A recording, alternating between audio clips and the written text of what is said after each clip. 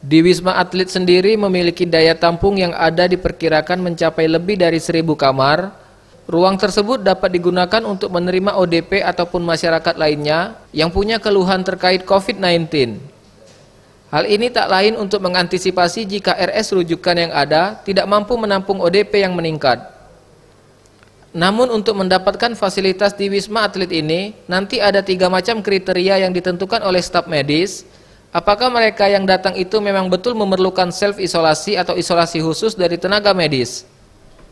Untuk memenuhi kebutuhan tenaga medisnya, Gubernur Sumatera Selatan berencana melibatkan tenaga-tenaga medis dari kabupaten kota se-Sumatera Selatan.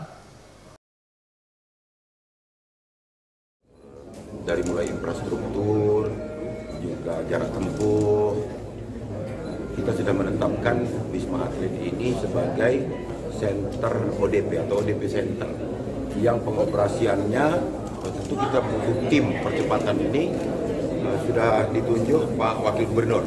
Ini akan sudah mulai beroperasi terhitung hari Senin. Sebelumnya diketahui saat ini Pemprov Sumatera Selatan telah menyiapkan 60 ruang isolasi di berbagai rumah sakit di Palembang, di mana 24 diantaranya berada di Rumah Sakit Muhammad Hussein, sementara sisanya berada di Rumah Sakit Siti Fatimah, Rumah Sakit Ernaldi Bahar, Rumah Sakit Faru, Rumah Sakit Gigi dan Mulut, dan Rumah Sakit Mata. Tidak hanya itu, rumah sakit milik Pemkot, Kabupaten, TNI, Polri, hingga swasta juga akan dipersiapkan. Tim Liputan, Sriwijaya TV.